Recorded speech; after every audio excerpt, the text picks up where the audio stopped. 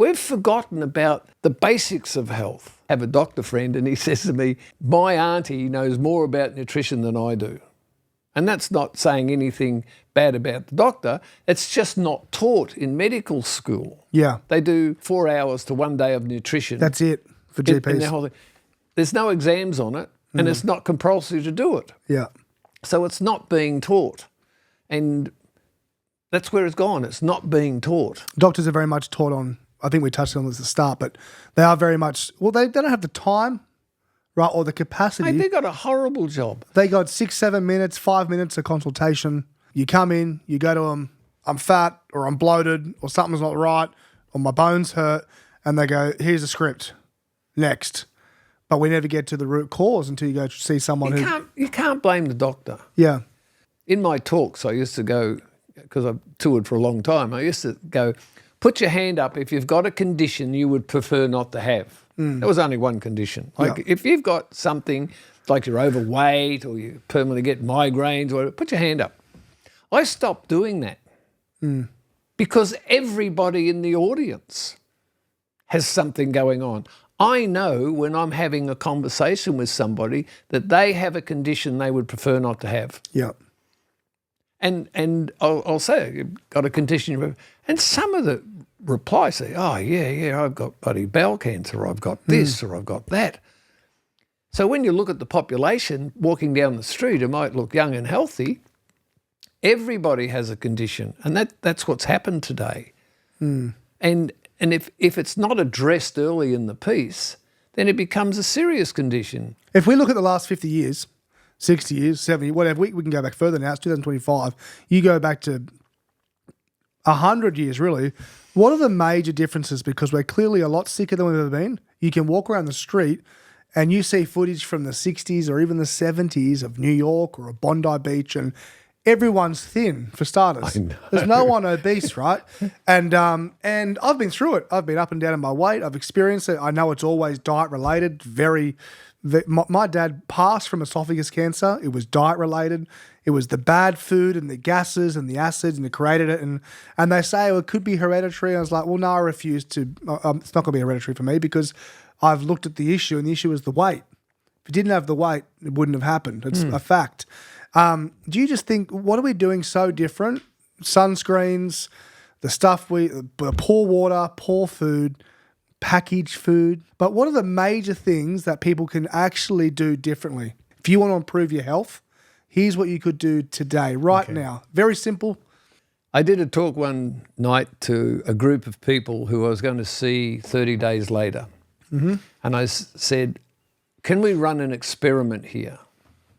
So here's a questionnaire and write down your health here now, okay? Now I want you to live for 1 month, just 4 weeks, and not eat anything out of a packet. Right. That's all it was. Don't eat anything out of a packet. What do we eat? What did we eat before there was packets? Yeah. Okay? After 30 days, 99% of the audience had improved their health.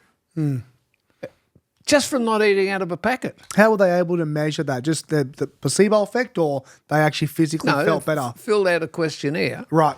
Like scale of 1 to 10. 1 to 10. Yep. Tick, tick, tick, tick, tick, tick, tick, tick, tick. And then come back 30 days later. And it's an amazing thing. I've got that graph, if anybody wants to use it, to mark down how you are now and have a look at after 30 days. Now, in my products, I've done that test. I did a test with 40 women, and after it was 40 women for 5 months. That was the 3 to 5 months. We had improved menstrual, menopausal, weight loss, sugar cravings. One lady's thyroid went from 4.2 to 2.7 in 2 weeks, just by simple change. And basically what they were doing, they were eating pre-digested foods, powdered pre-digested foods that still had the probiotics and the bacteria in it, not added bacteria that was from the food. Yeah. Right?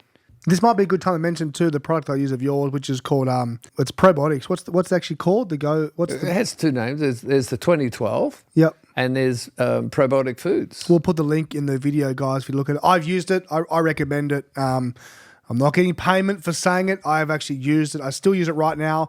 I took about a half a teaspoon this morning. But explain to people what it actually is, what these probiotics are while we're on it.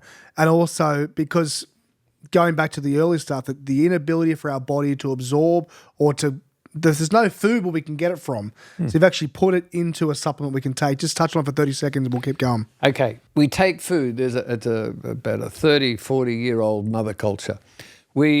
From food, the probiotics or the bacteria from fruit, they're not from fecal matter. They're not from a laboratory. They're real, proper probiotics.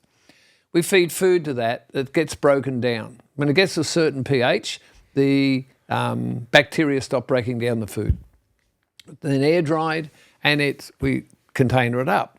Now the bacteria are still alive. They're laying dormant in the powder. And when you take it, they wake up and they multiply in their millions in your gut. We'll put the link up, guys, too. I can't recommend enough. That stuff it's actually amazing. Whenever I'm disciplined and stick to it, I noticeably am aware of how different I feel. And then when I go off it, even with bloating, I get a bit of bloating when I vary my diet. I very much most of the time I eat as a pretty strict carnivore. But your probiotics have been amazing additive.